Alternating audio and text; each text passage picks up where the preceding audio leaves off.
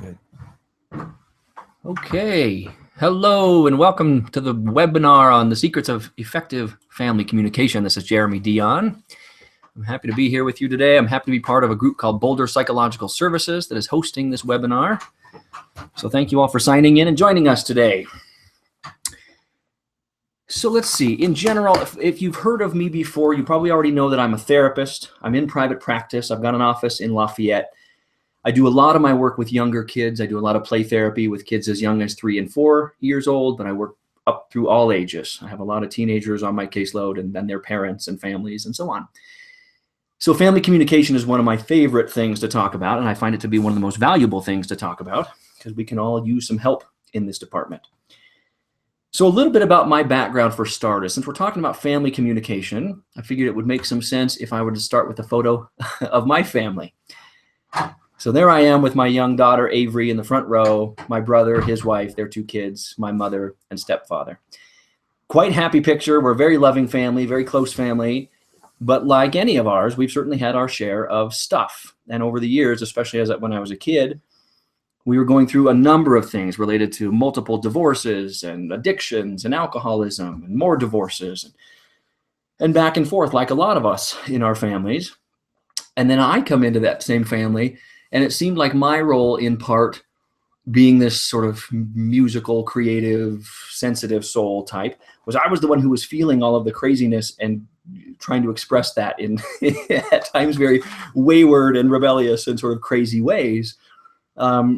And that role for me has continued in my life, in that I seem to be the one who has, in part by virtue of my schooling and in part because of just my life experiences, learned how to communicate a lot and learn how vital it is to be able to talk about the hard stuff and how dangerous it can be when we don't. So there's my family, a bit about family communication. Yeah, so let's jump in here. Healthy communication. I don't really want to spend too much time on that for the most part because we all know what that entails. We've all had experiences where we felt heard and understood and loved and got our point across. Sometimes that translates into us getting our way if it's a negotiation or an argument. But we all know that feeling. We know what we want it to seem like, whether it's with a significant other or a child or a coworker, etc.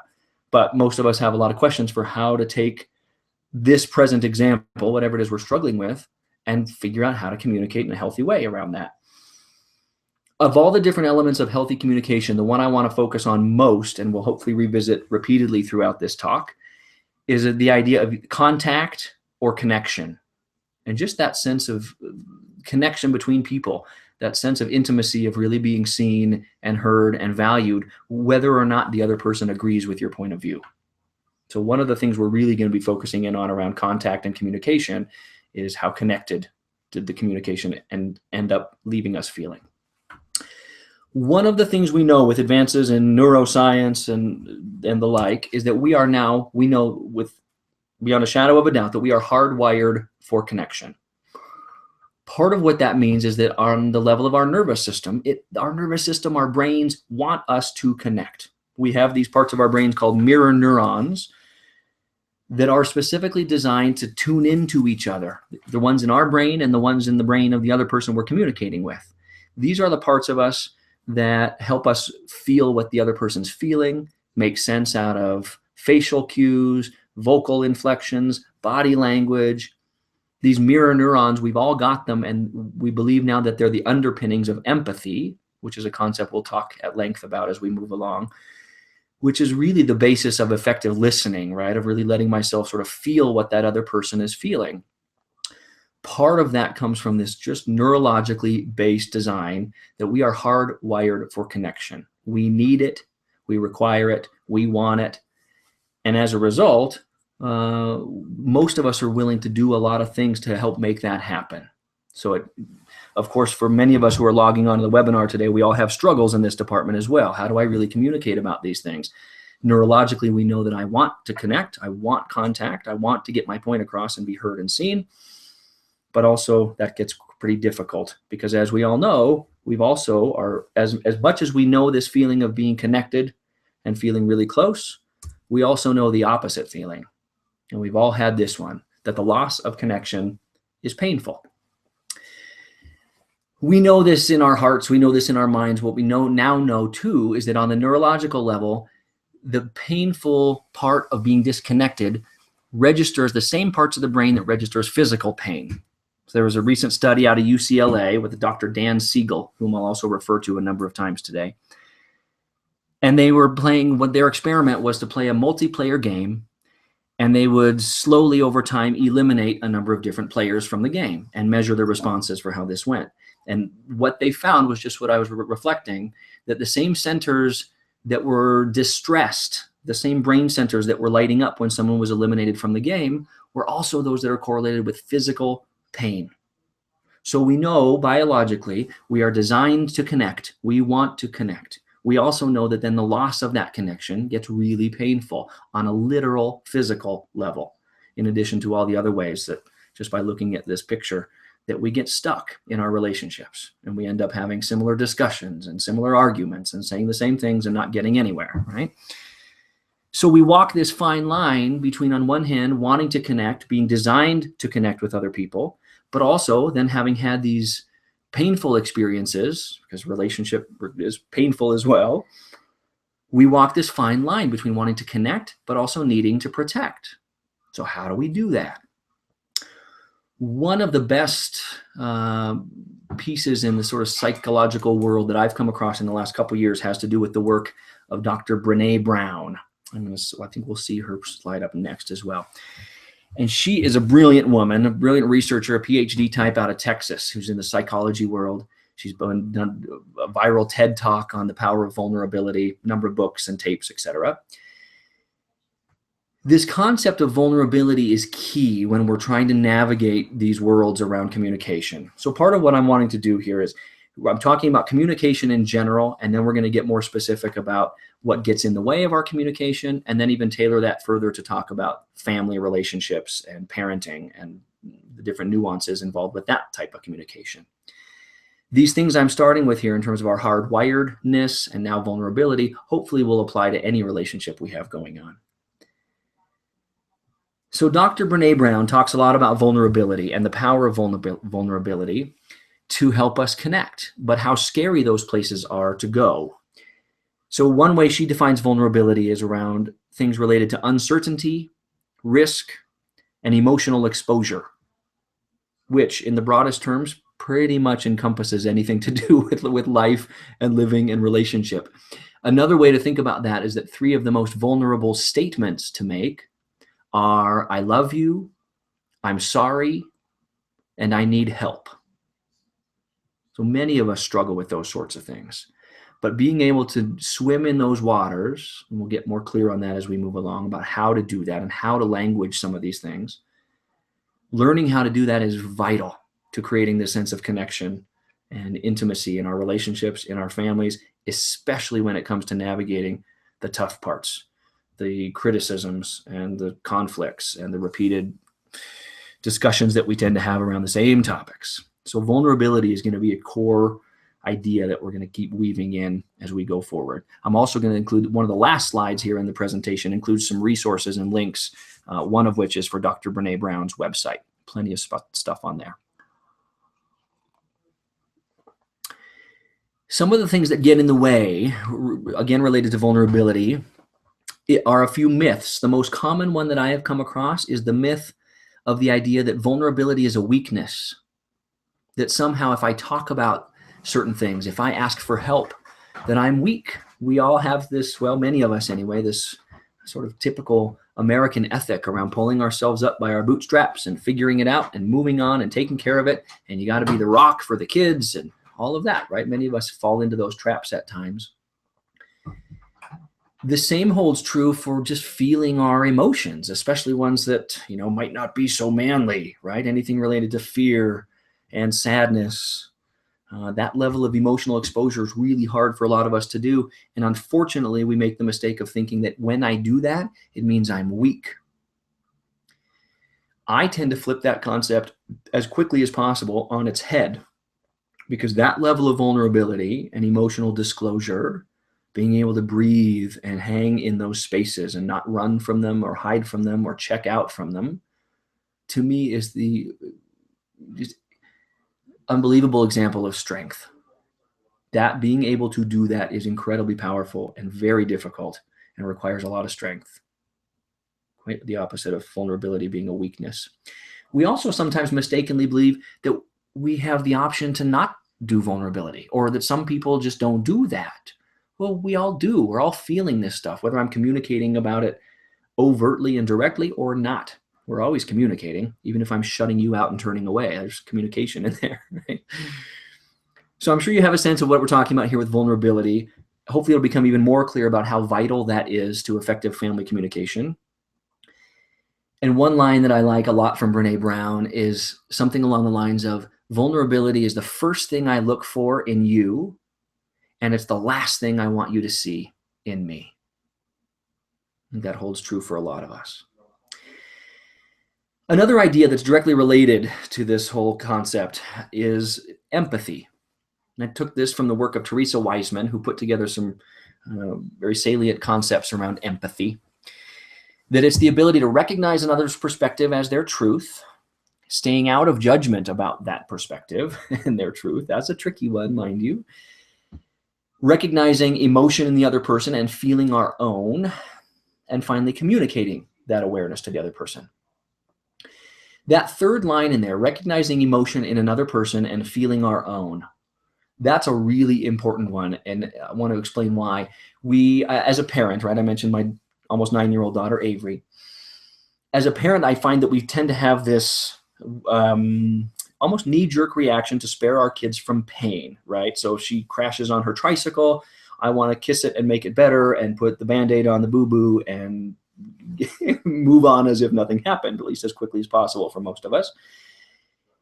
Part of that, it comes from a loving place, of course. I don't want this person that I love to be in pain and agony, but a lot of it is the other way, that I'm uncomfortable with the feelings that come up in me, so I want to shut those down in her.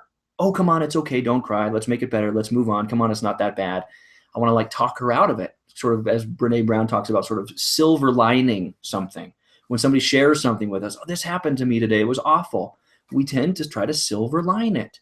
Well, it'll get better. Well, hang in there. Well, at least it wasn't this, right? Again, those sort of ideas and phrases, they come from loving places, but it ends up not really connecting us.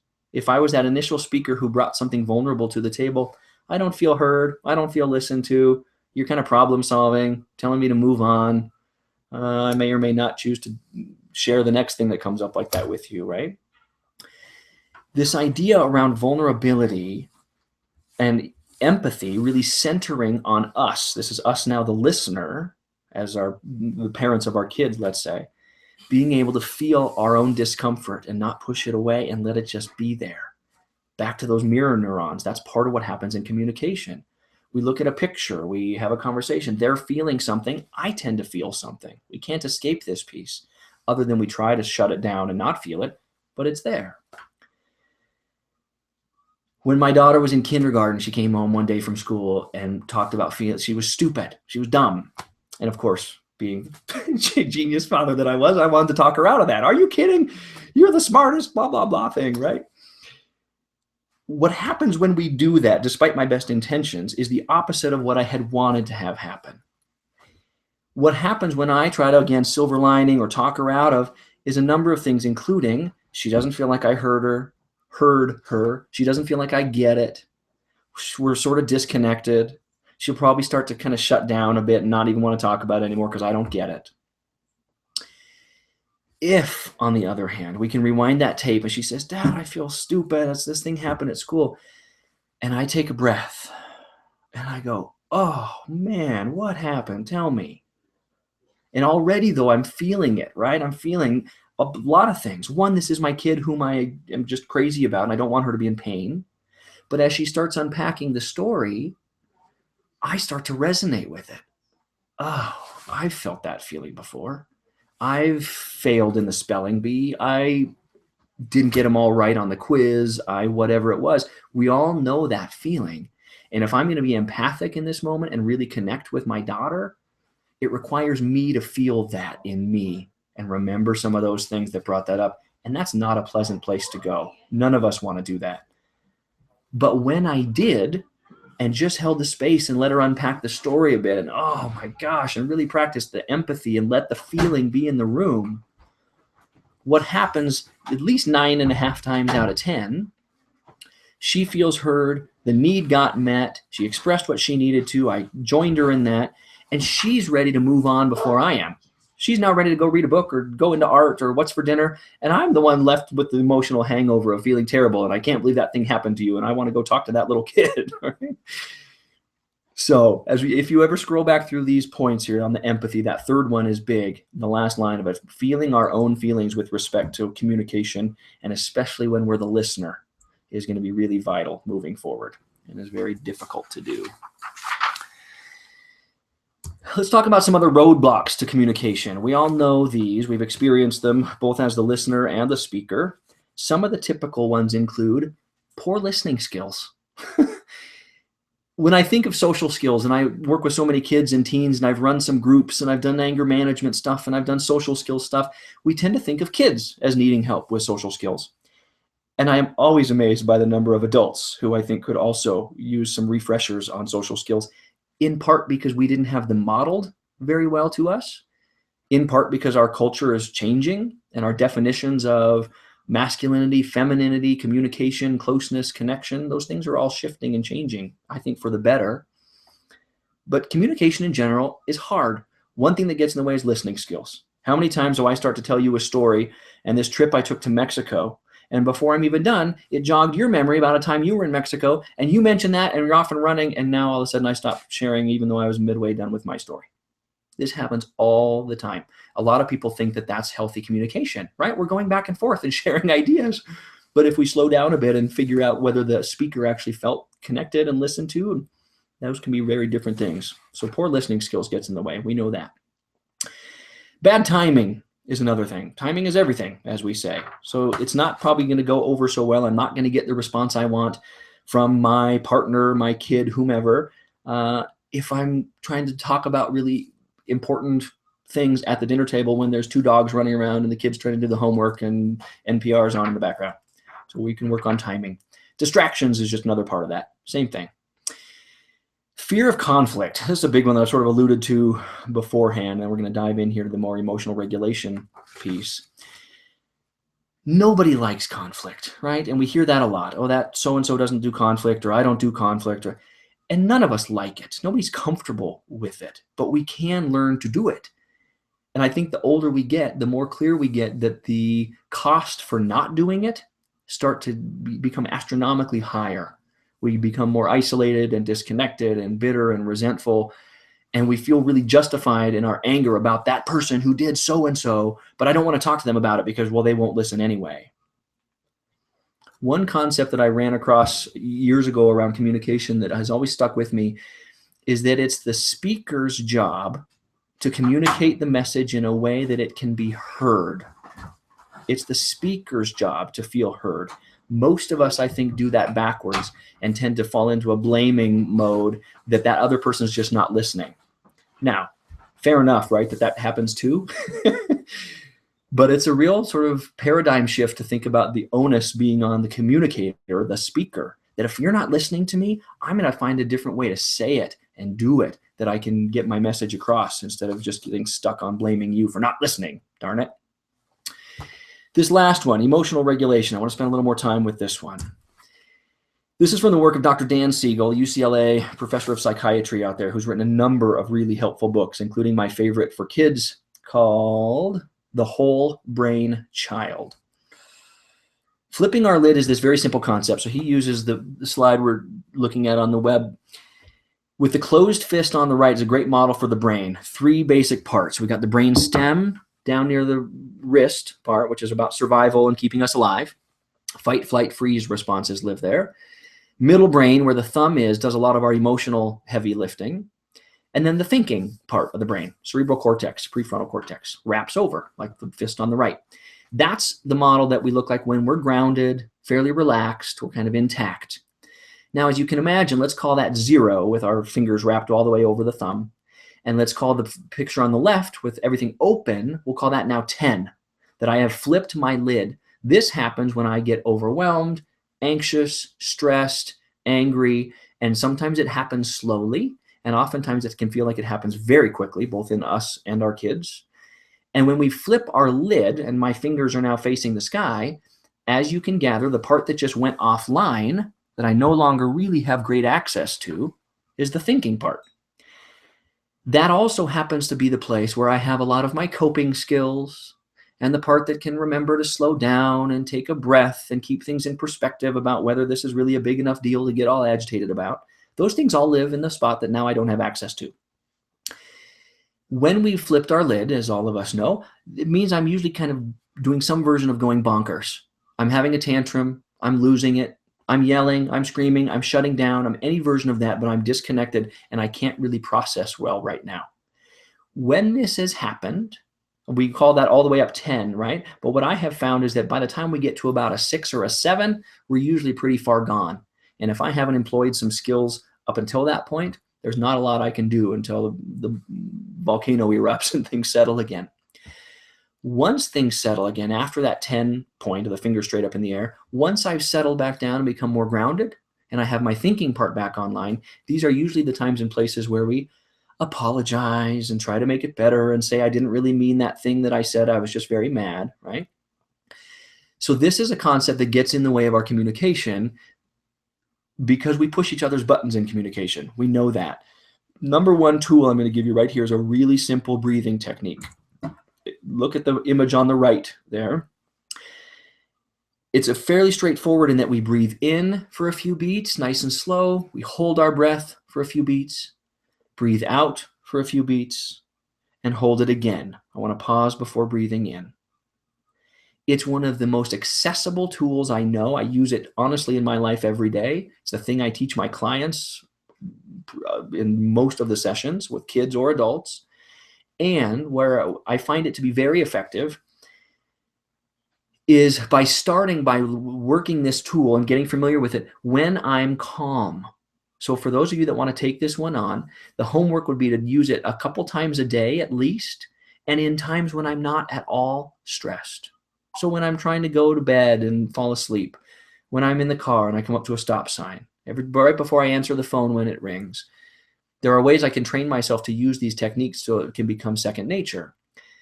The reason for doing it that way is what we know neurologically, and this is going to be another one of the roadblocks we'll look at, is that the power of routine is unbelievable. And the neurons all kind of wire together. If they fire together, they get to be really good friends. So we have lots of patterns that we've created in our behavior, in our speech, in our ability or lack thereof to deal with conflict, etc. One of our long-term goals with our kids and ourselves is to learn new patterns. If instead of, let's say I have a pattern where I can manage my stress and anxiety and anger until it reaches a 5, let's say, on that scale we were just using here with this slide, right? So my fingers might be halfway up, sort of perpendicular with the horizon. If I'm at a 5 or so and I use this technique, it's one thing that'll help me come back down to 3s, 2s.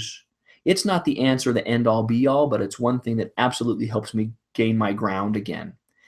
Because we're up against some of these neurological nets, these patterns in our brains, we have to create the new pattern.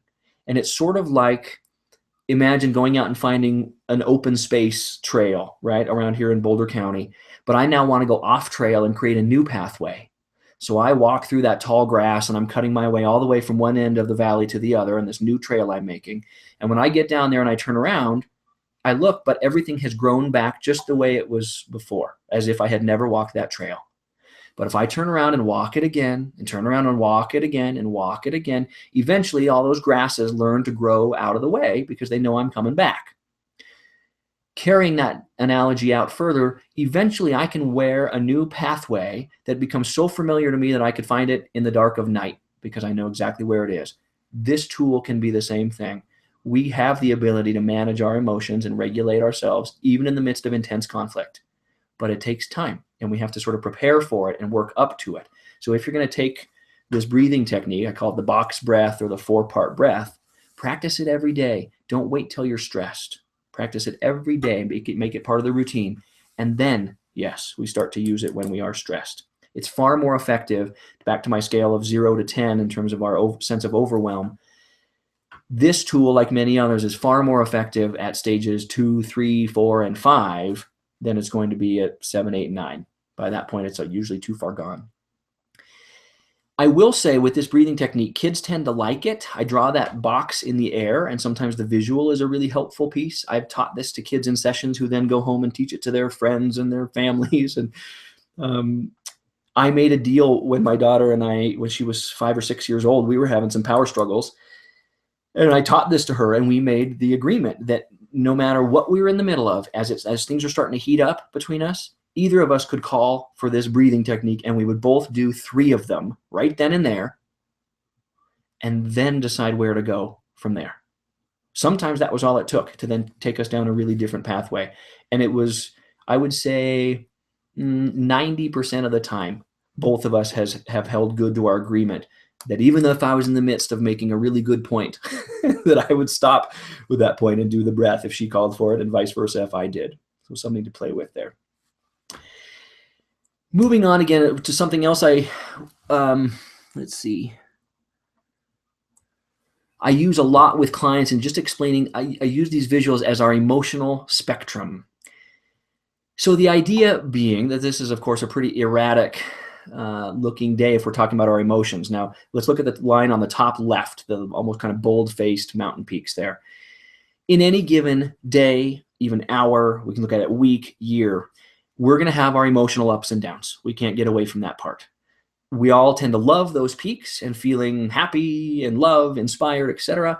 And we tend to do whatever we can to avoid or at least minimize the troughs, where we might feel anything that we would qualify as negative: sadness, anger, despair, you name it, anxiety.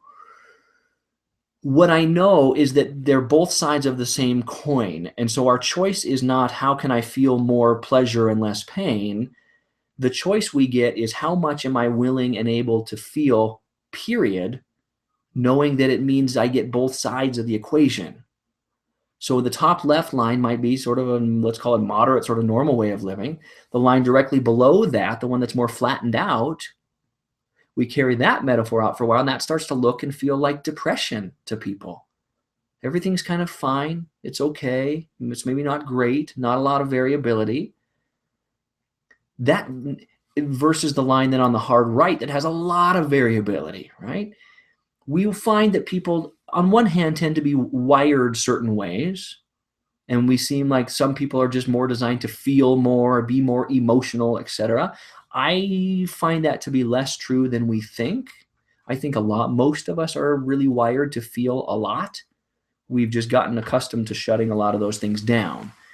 So I just want to reflect back on this as a concept, knowing that for my money, the more we're willing to feel, the better. The richer our relationships become. Sometimes more tumultuous, right? Because we're inviting in the hard stuff as well. But truth be told, I found that that stuff's inescapable anyway. Another roadblock that we have come across before we dive more specifically into family relationships is the power of routine, as I talked about.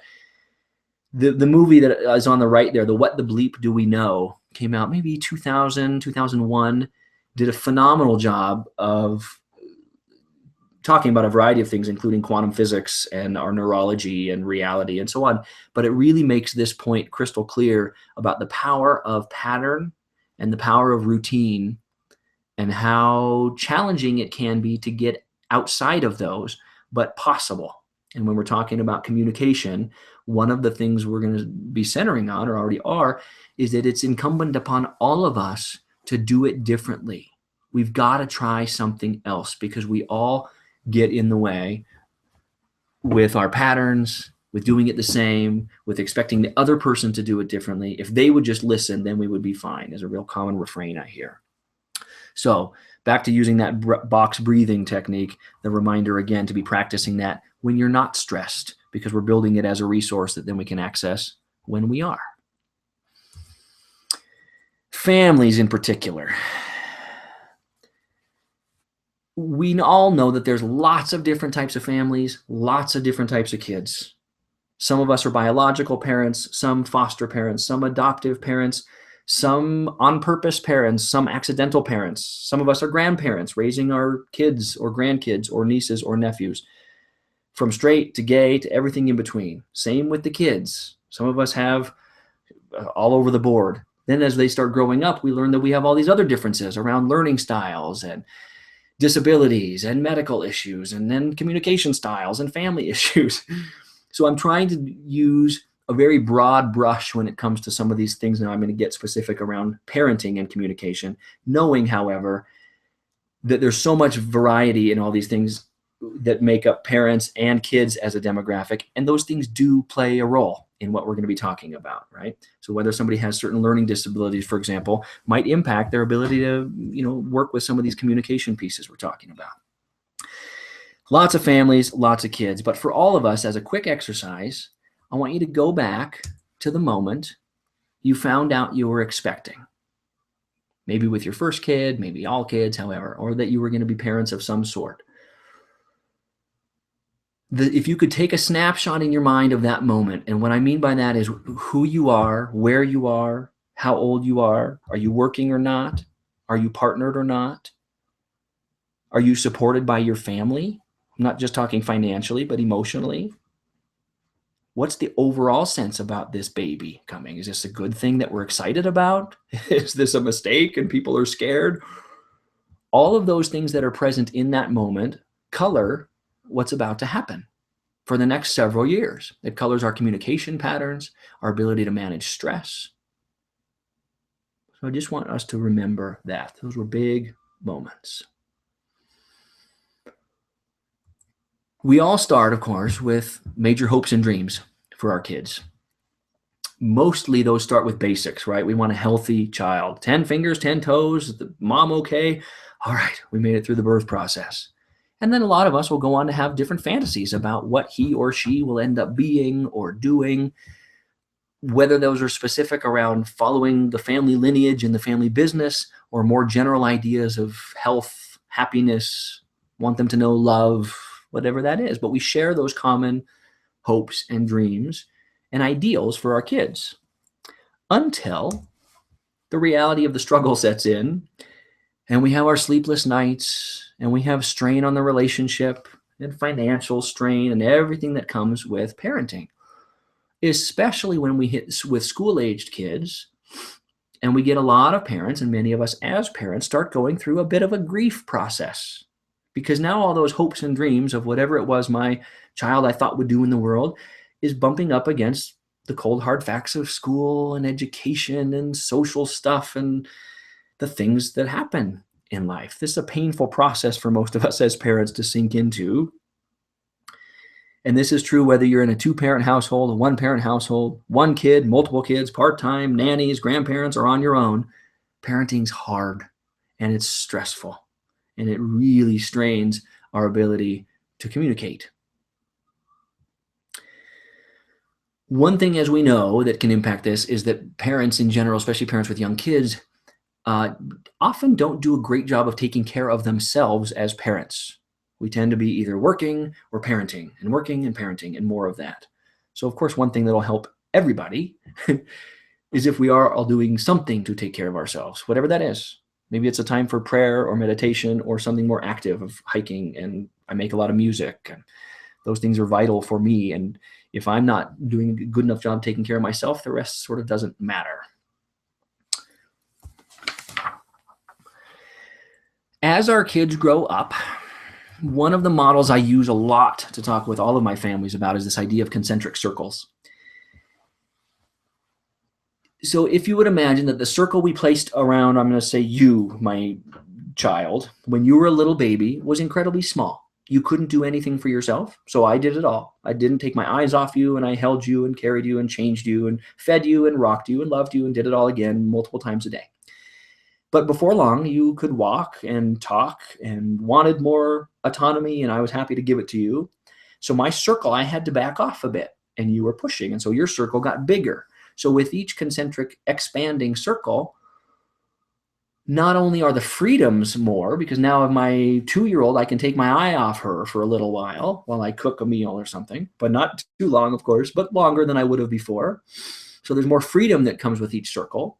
but also more responsibility. And as our kids get older, it's appropriate, of course, for us to put more and more on their plate and being pretty critical with our attention to how they're doing with each sort of subsequent step up. Some kids are really ready. Some kids kind of struggle for a bit before they find their legs with each new circle. But this is a model I use with all of my families and encourage them to use it with their kids in terms of how we language this as a process. What I mean by that is almost every, I can't quite say every, but almost every child that's come to my practice wants their circle to be bigger, with all that means. Whatever the slightly older kids are getting to do, they want some of that. Some of it want the technology, some of them want the later bedtime, some of them want more time with their friends and more sleepovers, some of them want the car keys. Most of the kids I know want their circle bigger and then say to the parents, trust me, back off, give me more freedoms, and I'll show you that you can then trust me. The trick with that is that any parent I know sees it the opposite way and wants to see the kid play within the boundaries, even if you think they're too stringent. Show me that you can dance this dance with us, do it well, still be respectful, keep your grades up, work on your chores. If you do those sorts of things, I'm totally happy to then talk about the next step for you, whether that's the phone or the later bedtime or not. But these things go together in a sort of direct way. And what I mean is these things, how you, my child, are doing, how you're talking with me, how readily you're doing your chores, how your grades are, those things directly are related to the freedoms and responsibilities you get, but they're also indirectly related. It's not like, great, you folded your laundry, now you get to stay up an extra hour. I find that sort of system tends to break down in short order. But there's a looser piece where we first started this talk today around focusing on this idea of contact and connection, that we can really language this in a way that kids really start to get it. And this is the idea that we'll get to in a moment of help me as the parent, help me to say yes to you more often. These are the sort of things that will help. When you do X, Y, and Z, I'm in a way better mood. And now when you want that bowl of ice cream tonight for dinner, I'm more likely to say yes to those sorts of things because I'm feeling really good about us and the relationship. As it stands to reason with this concentric circles model, as soon as there are transgressions, and there will be, we get kids that are really testing the limits or come home late from curfew or cheat or lie or try out all those different parts of just being a kid. Typically, one of the ways that I frame that is, I can't stop you from making those decisions, said child. But as your parent, I want you to know here's what's likely to happen when you do those sorts of things. If you decide not to study for this test, for example, and end up with a D out of that class, this is probably what you could expect to have happen with respect to your freedoms, the car, the phone, your friends, etc. So it's your call, but just know how this circles model tends to work. I know you want them bigger. I am willing, but under certain circumstances, right, as the parent. Some families I find make the mistake of keeping the circle too small for too long, and they've got to learn to do the work to relax a bit and trust in the process that it's okay. And others make the opposite mistake of getting way too big, way too quickly. I think what I've seen lately in the last year or two in my practice is much more of that style of parenting that for me looks like kids having a lot of unfettered, unsupervised access to technology, in their rooms for hours at end on the computer and the tablet and the phone. The parents have no idea what they're doing or who they're texting or so on. That's a concerning pattern for me. So that's the idea of the concentric circles. And I refer back to that. I teach this to the parents. I teach this to the kids. I want everybody singing the same song so we know how the system works. Now, once I've had this conversation, I have something to reflect back to, which puts us squarely into adolescence, right? The clash of values is another big thing that's happening there. And we know this, right? Some of us as teens went through major rebellion. Some of us did that in very different ways. Some of us maybe even feel like we didn't do that at all. One of the hard parts for us as parents in this stage, right, is that up until, let's say 10, 11 years old, as kids, we're mostly sponges. We're taking in all this information, and these are the ideas from my parents and my culture and my church or my friends and so on. And we take it in and we absorb. Once we start hitting adolescence, we sort of vomit all that stuff back up and push against it for a bit, right? So this tends to look like I don't like your music anymore, and you guys dress in a weird way, parents, and your politics are stupid, and so on. But now that I've thrown this all back up, all these different concepts that I had previously just swallowed, now I go through the process of adolescence of reclaiming the ones that really fit for me. And then they become my values, my own chosen values. But I have to go through this process first of throwing them all up and sorting through them and throwing some of them away and hitting you with some of them, many of them, in effort to figure out who I am. So we get all of our adolescents are supposed to be pushing those boundaries, right? It's major experimentation time and trying on various hats and sometimes hanging out with the smart kids and seeing if I'm one of those guys, or the jocks, or the guys that are smoking cigarettes out by the dumpster, right? We're going to try on a lot of those different hats and see what kind of feedback we get from the world and see what really fits for us. In this stage, if we have adolescence, our parenting techniques are having to shift from what had previously just been control, really. Here's the deal. Here's what you have to do. You fold your shirts this way, and this is just how you do it. To now we start shifting into giving more advice and holding the structure of the family, but with the rules and things, but knowing that our kids are going to make all sorts of different decisions. So I hear a lot from parents saying things like, I can't get my kid to study. I can't force him to do X, Y, or Z, which is true in the sense I can't make her study any more than you can. But if we hold the family structure and have very clear limits and consequences for when the grades do drop into D's or however, then I'm not really controlling the behavior, but I'm trying to make it more likely that she makes a decision that I think is a good one, right? So inevitably, she'll still have to play my game because I, as the parent, am still the one who gets to set the rules and has the consequences and so on. Oh, adolescence. We talked about this a little bit before, but help me say yes to you more often. I am a big fan of very transparent communication. And so I walk kids very clearly down that line of saying, here's why you're getting the no's from me. Because kids will come in the office, my parents will never say yes no matter what I do. And well, let's look at what we know about your parents. What are some of the things they value? And are you pushing up against those closely held values? Because if so, I know what happens for any of us when people are pushing up against our closely held values. We get controlling, we want to say no, and we want to put up boundaries. But if all of a sudden you play my game, if I'm really, let's say, into the academics, because that was me, let's say, and if you get straight A's and B's, the world opens to you. Other families value sports. Other families value a number of different things.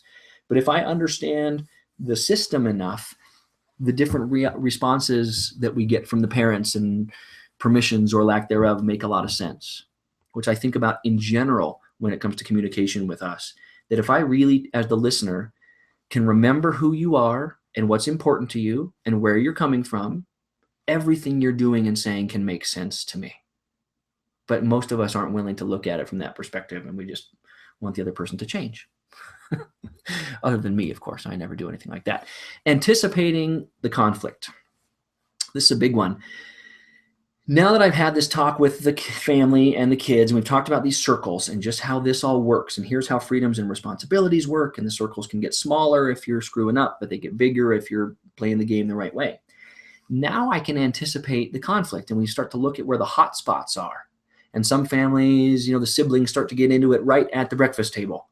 Some, it's around homework time after school, and others, it's around whatever, chores, let's say. The way I walk into those sort of places with, let's say I have a parent and a child in the room at the same time in my office, is to start unpacking that a bit and saying, okay, are we clear on what the expectations are around, let's say, the chore? Do you know what clean room means to mom? Because it might be very different than your version of clean room. As the parent, what I want to do is say things like, okay, I'm aware that we tend to lock horns over homework every day at 3:30. I want to figure out a different way to do it. I'm kind of running out of options. I want to keep talking about it and see if we can come up with something creative, but I feel really stuck. And if I ask you to do your homework, you seem to get mad. If I try to force it, you get mad. If I don't mention it, it doesn't get done, and then the grade falls, so that doesn't seem like a workable option. So I don't know what to do, but I know every day at 3:30, it's like you're trying to avoid me, and I'm kind of trying to avoid you. So initially, we haven't come up with any solutions here, but I'm just sort of getting the state of affairs, and I'm trying to speak very transparently about that. Here's the struggle I see. Here, maybe even as the parent, here's my role in that. I can see how I'm contributing to it. And let's come up with some different ways to do it. So ideally that dialogue then evolves into some concrete ideas like, well, maybe we do 10 minutes of it and then take a quick break for a minute and then back at it for 10, or however, maybe dad jumps in or the tutor jumps in, and if it's a mom kid thing, for example, or dad kid thing. Now that I've had this sort of preemptive discussion, I want to have that conflict not at 3:30 when we get into it. I want to have that talk the night before, the day before, the morning before school started, when we're not in it. And now, just like with the circles discussion, we have something to refer back to. So now here comes 3:30. We're going to try our first time. We talked about this new plan. Let's see how it goes. I'm optimistic, but I'm a bit nervous. And we get into homework, and the first couple minutes seem like it's going okay. And as soon as it starts to get sticky, which it will, because we are patterned and we have done our patterns hundreds and thousands of times, I take a breath. I go back to that box breath. That's my first go-to strategy as the parent, and I'm working with this kid who's now starting to get mad at me because I won't give him the math answer.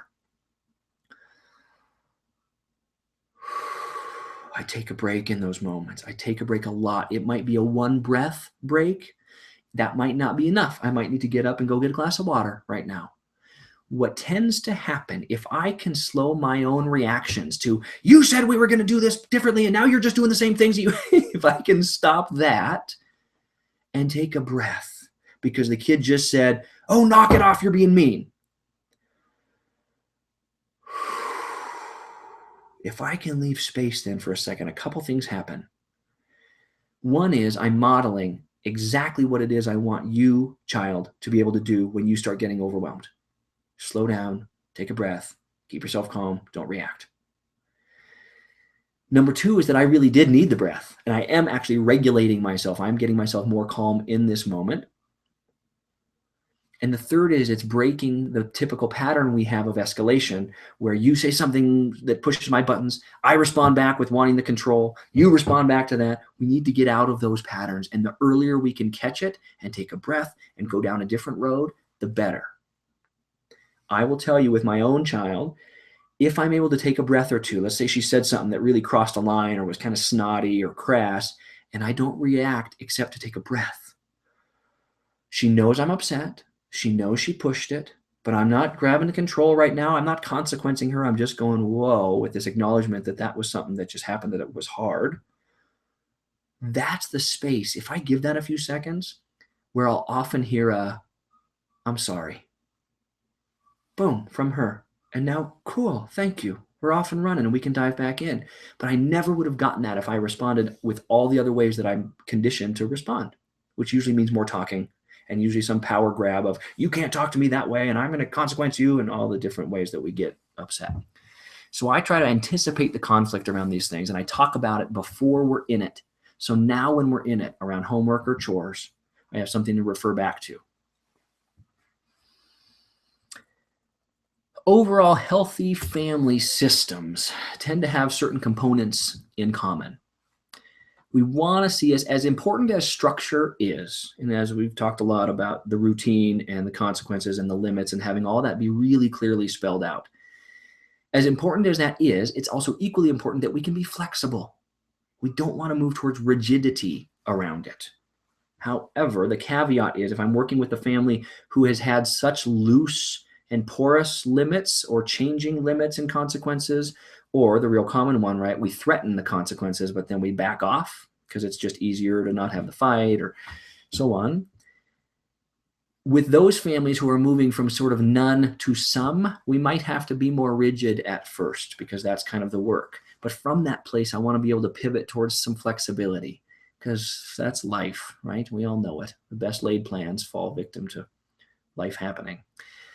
Healthy family systems are connected, right? We tend to have a sense of how somebody's doing. And if I were to ask you, how's this person in the family or this person, that you'd have a bit of a read on that, either because of what you've been talking about with them recently or just the way you know them and the energetic sort of observations of watching them manage the world and the family in the past couple days and weeks. We want to be connected. Part of the way that happens is through play, but we'll talk about that here at the end. Healthy families tend to be pretty transparent. We don't do well when we're keeping secrets. Now, of course, there's a healthy sort of boundaries and limits to what's appropriate to be talking to kids about versus an adult conversation. But I'm talking about the family systems that really have a lot of rigidity and secrecy, and we can't talk about certain things, and we have either spoken or unspoken rules about that. Those families tend to struggle more, and those kids tend to have a harder time in general in the world, and certainly with their own social skills and ability to recognize their own emotions and stay regulated. Healthy families are typically mutually respectful. Now, we all get into really stuck, hard places where we're prone to saying hurtful and mean things and doing mean things and being vindictive. And we all have those sides of us. But at the end of the day, what I hope we can rest into is love and compassion and connection, that even though I might not be able to stand you right now, I may not like you at all, but I know I love you, and I know we're family, and I know we're going to find a way to work this out. And I don't want to lose sight of those things, because it can get pretty easy to become really despondent and disconnected from it when things feel so hot and so contentious. Healthy families have a lot of play also, and all of us need to be playing more in general, whatever that means for us as the adults. We are going to have our own individual versions for what lights us up in that little kid sort of play, giggly, bright, sunny place. I know some of you are probably thinking, I don't do that anywhere. That's not me. But let's find your version of that, right? We need to play not as the play therapist because it's my job, but play to play for fun, to laugh and giggle and do horseback rides with our kids and wrestle and tickle and play board games. And oftentimes there's a good balance between group family play and one-on-one, like dyad sort of stuff with one parent, one kid. You know, I have a lot of families that adopt a model like that, where Wednesday nights, mom gets this kid for a half hour and dad gets that kid, and it's their one-on-one special time. Maybe it's an hour, maybe it's 3 hours. A lot of times the kids get to choose what they do with that time. We're going to read a book, or we're going to play a game, or we're going to go get ice cream, or, you know, within the bounds, of course. Giving your undivided attention like that, especially in a playful context, is vital and can do a lot of healing, really, in family systems. Getting close to wrapping up here, I want to talk about the top 10 tips, and this actually I think is 10 plus a bonus, making us 11. Top 10 tips for family communication. We got to unplug. We're all guilty of this one, right? And there's one thing to sort of unplug, and that's the, yes, I'm listening to you, but let me just quickly check this text and let me respond to this, but yes, I'm listening to you. That's a really different level of connection and intimacy than, I'm going to put my phone down or away or mute it or turn it off, and I'm really going to tune into what you're telling me. And I'm going to make it my job to listen. This is number 2, be a good listener, which doesn't mean coming up with the solution. It means that you end the experience, you, the speaker, feeling heard. I might totally disagree with what you're saying. I might be really concerned with what you're telling me you're going to do here with your choice. But at the very least, I want you to, if you were to walk away from the conversation and go talk to a friend, I want you to say, my dad listened, he got it, or my mom listened, or she got it. Doesn't mean I'm going to do what you wanted. Doesn't mean I agree, but I can listen. And one of the ways I do that is by asking you questions. Oh, so are you saying this? So are you thinking that if you do that, that this is then going to happen? Is that what you're getting? Ah, got it. Okay. Now, I'm internally, as the parent, I might be freaking out right now that my kid just told me they're going to go and do this drug or have this sex or do these crazy things that teenagers do. And I might have my judgments about that. And there's probably a time and a place for me to be able to express a lot of that fear and concern. And the place I think we skip over is just listening and just trying to get it. And how does your brain work? Oh, this is how you're seeing the world. Got it. And these are the sorts of things that are more important to you, right? I understand your friends are more important to you than your family right now. I get that. It kind of hurts me a bit, but I also understand adolescence. Which leads us into number 3, practicing empathy. We talked a lot about that. Being able to feel our own feelings in the conversation is vital. Even if I'm not talking about them and going, oh, well, that reminds me of a time when I got my feelings hurt, and let me tell you about that. But if I feel them and just breathe through them and let them be and go, ugh, then it connects us. All those mirror neurons and every other part of this relationship can bring us into connection. And that's the vital part of communication. Let's ask before problem solving. I use this even with my 8, almost 9-year-old. If I'm not sure and we're in the midst of it and I'm listening, because we, in general, as adults, and I think maybe men more in particular, we tend to want to problem solve. There's a problem, I can fix it. I feel good about me, regardless of what you really needed or wanted. So I'll ask her. We're in the midst of it. She's telling me the story. Is it better right now if I just listen? Or are you wanting some ideas for what to do? And then she'll direct me. 10 times out of 10, she'll tell me exactly what she needs. This then gets into the next one of being a good role model, not only with what I was just talking about for how I listen and when I listen and how much attention I'm going to pay to you in this moment, but in general. These kids are watching our every move, right? They're watching us with our partners and with our siblings and with our parents and with our coworkers and bosses and nieces and nephews in every way that we communicate. They're watching and they're learning. And we all know there can be a very big difference between what I say as the parent and what I do. So we need to work at being really good role models around communication and learning how to just say things like, I'm having a hard time. I'm feeling really stuck. I don't know what to do. There's number 5 or 6, right? Express feeling stuck. It's a vulnerable statement to make, especially when it starts with an I. I am feeling stuck. We tend to want to blame and shame and make that their problem and therefore their solution. Next tip, move your body. One of the things I find fascinating is not only on the neurological level with how we repeat our patterns, we have similar language that we put around patterns. We have similar body postures that fit with our patterns of how many times, let's use a couple as the example that comes into my office and sits on the same side of the couch every time and sits with a similar body language, especially when we get into the conflict place. Our bodies get more rigid and tight, and it's just like our thinking, which is just like that bowling ball that's now rolled into the gutter. It's probably going to stay there until the end unless a pretty big force comes and knocks it out. Moving our bodies literally in the midst of a discussion, argument, get up, shake a little, stretch your arms, roll your neck, move, take a walk outside and talk. Some of those things can make a big difference. Getting realistic about what we can and can't control. That's a big piece when it comes to adolescence, right? A lot of parents will say, well, this is just unacceptable to get B's, let's say. Well, that may be, but there's very little we can do about that other than parenting from the outside in, where we set up the structure that encourages the kids to make better choices. But there are plenty of that I can't control. Relax. That's a biggie for all of us, right? This is life, and it's parenting, and it's relationship, and it's hard, and it's messy, and it's beautiful, and it's wonderful. But generally, it works out okay. So trust in the process. Number 10, seek support. When that's not the case or it's gone too far, look for outside support and resources. Slow down, breathe. It's all going to be fine. Speaking of resources, here are 4. Talked about Brene Brown quite a bit. Her webpage is wonderful. Her TED Talk is spectacular. Her books are wonderful. Dr. Dan Siegel out of UCLA, psychiatrist out there, brilliant guy who can take really heady science-based concepts and put them into very accessible language.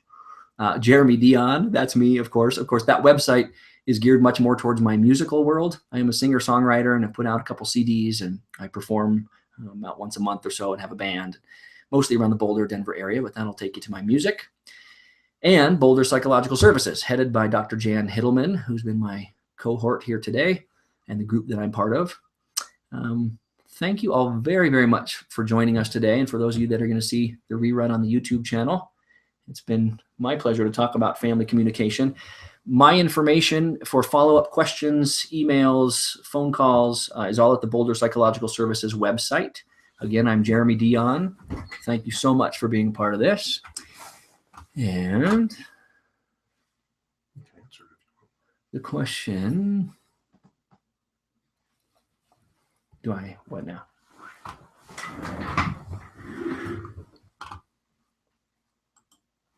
Oh, yes.